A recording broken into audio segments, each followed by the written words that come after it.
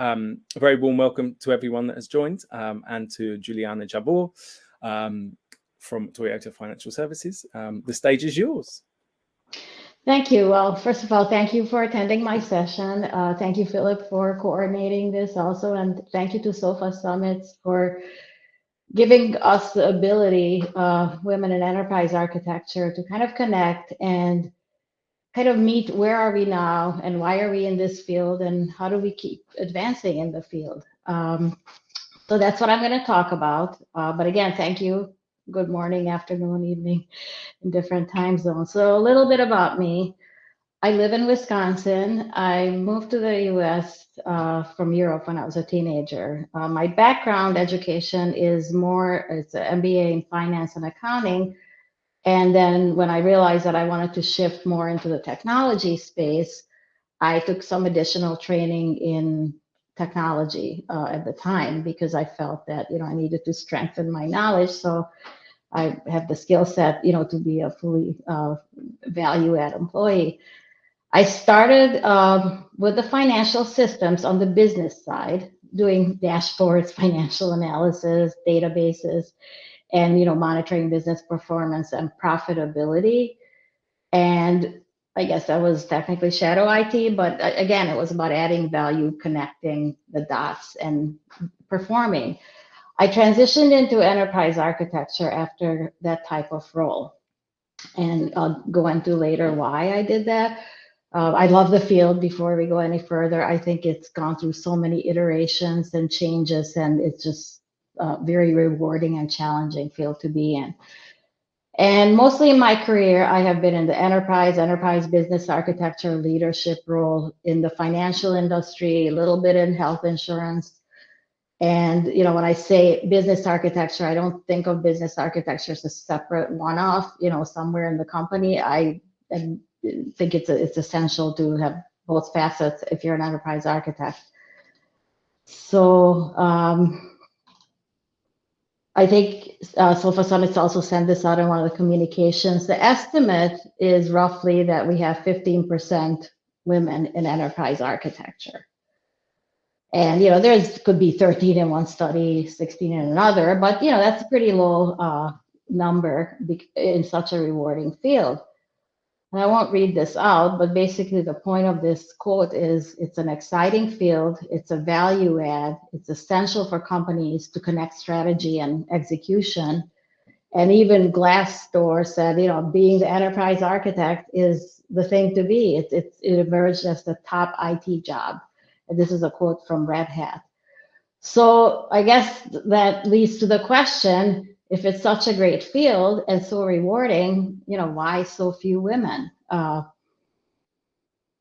So these days, before you start any presentation, you ask your assistant, ChatGPT, why are there so few women in enterprise architecture? So it gave me like 8 reasons.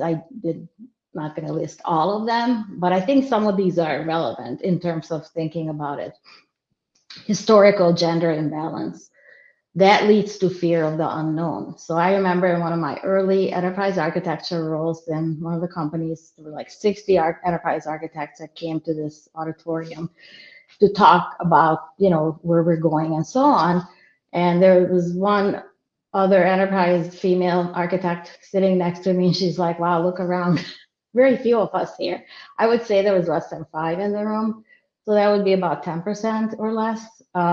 So it's a fear of the unknown. There are women in other roles in IT or business, and they're like, what is enterprise architecture? And we're not going to talk about that today in that much detail. So I agree with this this suggestion by ChatGPT, that it is a historical imbalance. And my opinion is it's because people don't know what is it. They see enterprise architecture meetings. They think like, we don't know what these guys are talking about. I'm just going to do something else. Another thing ChatGPT said is educational disparities. I don't think that really applies anymore. I think there are a lot of qualified women in digital transformation on the business and IT side that really are on top of things, either through formal education or experience. So this one, I don't agree with ChatGPT. Sorry, ChatGPT. I don't think there are educational disparities. Maybe 20 years ago or 40 years ago. This one resonates: workplace culture. There are certain expectations at the workplace, not vicious or deliberate, that women should stay, they're great communicators, they should stay as project managers or business analysts because those are the more feminine roles, much like years ago the feminine role was to be a teacher, not a scientist. So I think the workplace culture still carries, unintentionally, I'm not saying people are viciously saying these things, but it's an expectation, and we kind of have to break that down. So I agree with that suggestion. And bias in hiring and promotions. It's hard to break into this field. One, fear of unknown, and two, it's not the expectation like, oh, you're a really good communicator. Go, set up some meeting or, facilitate this meeting. And that's again more of those feminine roles. So that's kind of, I think a good assessment of, why there are so few women. So as a woman, how do I become an enterprise architect? How do I break into this profession and work with these expectations and the whole culture that I have to face? So I think there's two ways. One, we follow the architecture ladder, be a developer, then be a application architect, solution architect, and then ultimately become an enterprise architect. I don't think that one works that well for women because there's not a lot of women on this ladder to start with. I think the second one here is actually my case, how I broke into it, and I think I see other women occasionally break into it also. So that role is more of working closely with enterprise architecture. And again, I include business architecture in there because it's one discipline. One without the other doesn't really add value. And Gartner says more than ever, business architecture is really important component of enterprise architecture. But I think that's the way to break into this field. Demonstrate the enterprise market architecture mindset, regardless of your pay grade or title. So you could be, a specialist or whatever. Just keep demonstrating that mindset because this field is constantly evolving, and the skill sets that we have to ramp up and down are also evolving. Because as an enterprise architect, you have to effectively fly at different altitudes. You have to be up in strategy, down in the weeds of execution to make sure that those two are aligned and that it doesn't get lost in translation. Enterprise architecture is no longer this ivory tower type group. It's more of, build the enterprise architecture into your future state roadmaps, business technology roadmaps, and again, back to connecting strategies and actionable. It doesn't make sense to create a roadmap or a strategy if it just gets filed away, because when it comes down to solutioning, nobody we want to be better, we want to be best company ever, but that's not actionable. So our key value proposition is aligning execution and strategy together, because that's where usually things break. So what are the success factors of, normally if we were in a room, I would ask for questions, but I know we're taking questions at the end. Leadership. So when I say leadership on this slide, I'm not talking about my leadership capabilities, but connecting with the right leaders. And again, I don't mean just go out to lunch with them or whatever, but try to find an assignment where you can augment this leader, even if not in a formal enterprise architect role, to work on a very important initiative that is an enterprise business architecture initiative. This is how I started in enterprise architecture. I connected with a leader on a special assignment to deliver like an architecture delivery model, kind of right size a TOGAF framework, communicate it, build the whole framework. And at that point, that leader understood that even though I didn't have formal enterprise architecture, certifications or whatever, that this person has the right skill set. And I became a formal member of this leader's team. And at that point, we just were going 100 miles an hour, starting up the enterprise business architecture, reinvented flavor of lean into discomfort. I heard this phrase early in my career from a female leader who was one of the few VPs we had in the company. And she said, daily she leads into discomfort. I don't want to go to that meeting. I don't want to run that meeting. No, you just have to keep leaning into discomfort because that's how you grow. This also means inviting myself to some meetings that I wasn't invited to, even by design or not. Not taking over the meeting, but just being at the table. If we're not at the table as enterprise architects, we can't work on an island. Stay at least 3 steps ahead professionally and also organizationally before something becomes mainstream. And as a result, deliver the right enterprise architecture artifacts that connect strategy and execution. So in this example of my past, this is 2016 when AI and machine learning was just very futuristic. I saw that coming in 2016 that this is something we need to do. And I was able to engage and lead a POC with IBM Watson Engagement Advisor in our call center and kind of drive that strategy execution. Where did we want to advance? Understand certain things that we didn't have in place to make this technology work, not from a technology standpoint, but a people process standpoint. So again, staying ahead, microservices architecture, years ago, nobody even knew what that meant. I immediately jumped on this because I knew it was the future. Be bold, speak up, ask questions. So that doesn't mean talk at meetings, because we've all been to meetings where somebody just goes on and you can't even say a word because they're trying to prove their value. That's not what I mean. What I mean is ask insightful questions. And there's no stupid questions, like they always say. Engaging questions that show your engagement, that you're not just sitting at the meeting and bored, or if you're too quiet in the meeting, it gives the wrong perception of this female stereotype in a very male-dominated field, that you don't know what they're talking about, you're not interested, and those kind of things. Contribute and perform well above your pay grade to demonstrate your skill set. So I don't mean like assist and create PowerPoints every day or whatever. At one of my promotions, my leader, who I liked a lot, so we were able to joke with each other, said, well, now you're this higher pay grade, so you got to perform at this higher pay grade. And I joked back with him. I said, I always perform here, even if my pay grade is here. And that is how you show your value. You don't say, well, I'm only this, so I shouldn't go into that area. I shouldn't add value there. Always perform at your best because it will ultimately get results. This one is an interesting one. As women, a lot of women are collaborative, innovative, and can be thought leaders and build consensus, identify where the sticking point is in a team meeting, like, oh, this person has this perspective, but that's not people pleaser. And sometimes we fall from that left side into the people pleasing space where we're like, well, I don't want to tell that guy that, his idea is not good. There's ways to diplomatically and collaboratively steer a meeting and share the knowledge, but don't just be a people pleaser. And I think most women agree that this is a problem we have in every aspect of our life. And again, constantly learning, and that's related to being 3 steps ahead. We have to continually learn. So do the men, but I think as women, we are always fighting that stereotype that we're just great communicators. And I think we have to continually learn the technical side too, because if we don't know what microservices architecture was 4 or 5 years ago, then we seem not up to date. We should be the thought leaders in the room.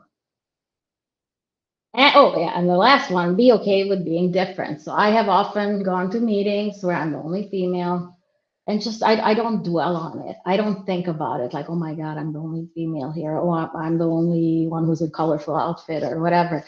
Just be okay with being different. It's nice to have diversity in a meeting. It kind of breaks the monotony of a meeting that can go on for 2 hours and everyone's different. Everyone has a different voice. They look different.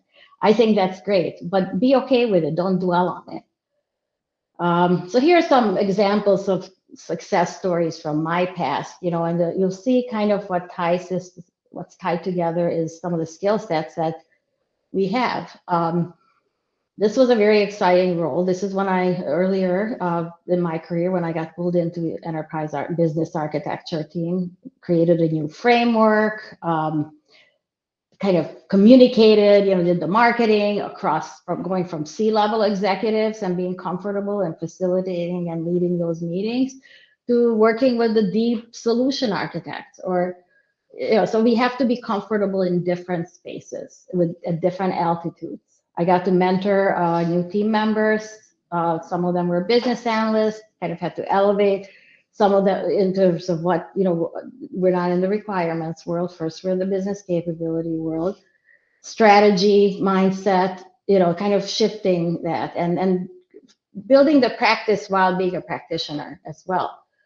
Worked with very technical solution architects to make sure that the solutions are aligned to the original strategy. So we had one example where there was a business capability to advance was lead generation. So company was going to write an app. So we get a lead, I want to switch car insurance. We're going to get a lead out of this quick app question.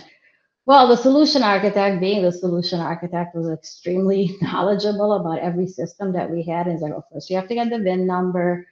And I'm like, no, we're just getting a lead out of this. Most people don't walk around with a VIN number in their head. If I'm just casually sitting around trying to do an app, that's, so again, connecting up and down. Advancing existing teams' approach to be more business focused and strategic. There was another team that I was a member of, and they were just very deep in what are the functional capabilities, and it went nowhere. It was that bad concept of architecture for the sake of architecture, which some people don't already have that misperception. Perfect use case was that I know there's another session to go into depth. Mergers and acquisitions are like the perfect use case for enterprise and business architecture because you think based on capabilities, not deep technologies. Creating enterprise architectures form a role in POCs and innovation.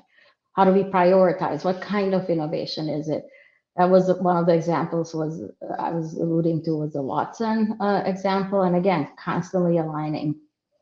Then I was brought in as director to stand up the enterprise business architecture team to drive a lot of modernization and digital transformation in this company and establishing the governance, but again, not governance that slows delivery down, but effective governance, creating metrics for the governance, KPIs, run the ARB, drive decisions, and then create with the business in a different aspect of my role, business technology roadmaps based in capabilities, by identifying dependencies, sequencing, and all that. These are big challenges, in our technology modernization and transformation world. Rewarding thing about that was when I left the company, enterprise architect told me that he learned a lot from me. A business leader said, finally, someone listened to me. I've heard. So it's a lot. Pitfalls to avoid, people pleasing, this needing to be liked. That doesn't mean don't build relationships, but don't build your relationships based on, I'm nice in the meeting, I smile a lot. Build your relationships based on obviously good soft skills, but also adding value. Not performing at the level that you aspire to be at. Again, taking on additional roles that, it's just because you want to look busy or keep your job, but it's really not what you're good at. Taking on the wrong work, building relationships and being nice, not adding unique value. So you can kind of see the typical stereotype things that happen. And this female role, like if somebody wants you to do something, you kind of know when that happens. It's, intuition. When I was brought in newly into that director role, someone said, it wasn't my meeting. I was a brand new director, and this infrastructure architect started a Teams meeting to talk about some review. And he's like, oh, Julianna, can you record the meeting? And I mean, I have no problem recording meetings if someone's laptop doesn't work, or it's my meeting, or my leader is asking me. But I could just tell that he's following the stereotypical, oh, she's a female, he or she's going to record the meeting. And I said, well, the button's up on the top right. Why don't you, very kindly, nicely. I didn't like have a showdown with him, but I just knew he was falling into these old patterns. And don't be scared to be thought of as a thought leader. Follow in groupthink. There was a vended product that we were evaluating. There were about 7, 9 people in the room, 3 options. Everyone was going around. Option A was their first choice, B second, C. So it looked like option A was going to be the purchase product. As an enterprise architect, I have to be controversial because option A would have led to a lot of problems, a lot of risk for the company, brand damage. And I said, no, A is not good because of such, such, such. My first option is B. And maybe I wasn't the most popular person in the room at that time, but I justified it. And ultimately, we did not go with option A. So I added value.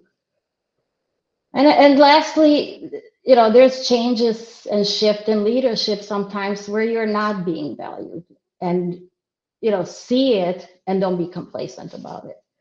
So sometimes it is time to move to a different role within the company or aligning to a different leader because a certain leader is not a priority for them. They don't believe in enterprise architecture or think it adds value, or their version of enterprise architecture is like solution architecture.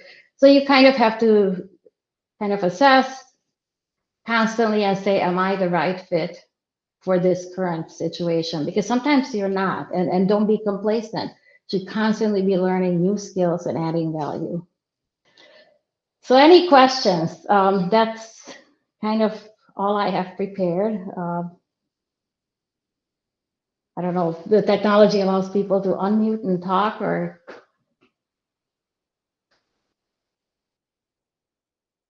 any comments, questions? I guess. Okay. Any questions for Julianna? We have one comment here from Quenelipe Zorn.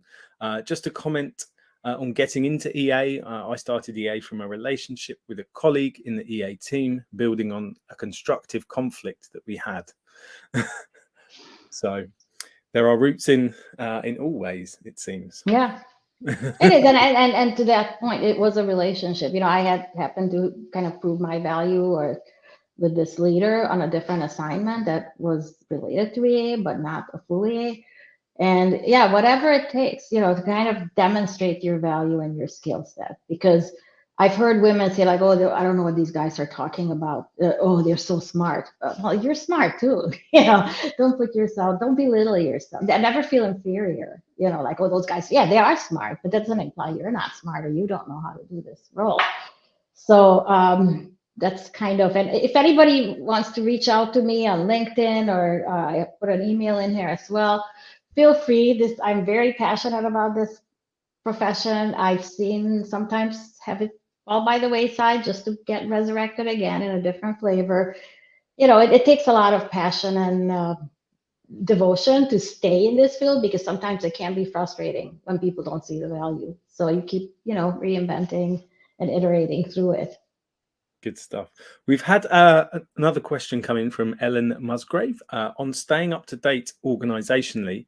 Can you elaborate on this? Is it staying ahead on where the organization is going or where the industry is going? Both. It's a really good question, because, it's not staying up with the org chart, but, it's that, intuition again, right? You see that, like, I read a lot of Gartner reports, and they're usually a year or two ahead. They talk about composable architecture. They talk about business architecture being a fundamental piece of enterprise architecture. So that's kind of the profession. And also, again, the technical piece, because we have to be technical as well. And there's other stuff. And I kind of reading in between the lines, kind of seeing a train wreck way ahead of time that, this leader is not going to be a sponsor. We're going to get, so it's both.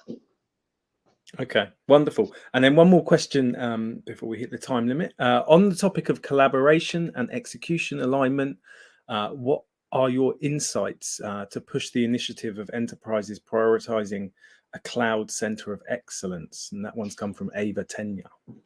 That's also excellent. Cloud center of excellence gets tossed back and forth, and because companies tend to struggle in like the now. They don't want to deal with the future sometimes, and it's basically, so what I found, really, we had a consultant in another company come in and do a cloud journey.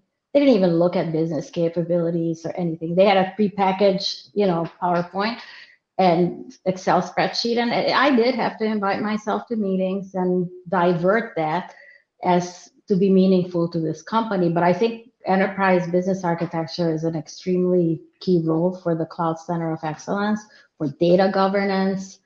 But again, it can take more work because sometimes you don't get invited to those meetings. And you have to, again, show a framework of sort, but I don't call it a framework because that can alienate people like, oh, she's going to have this theoretical, complicated framework.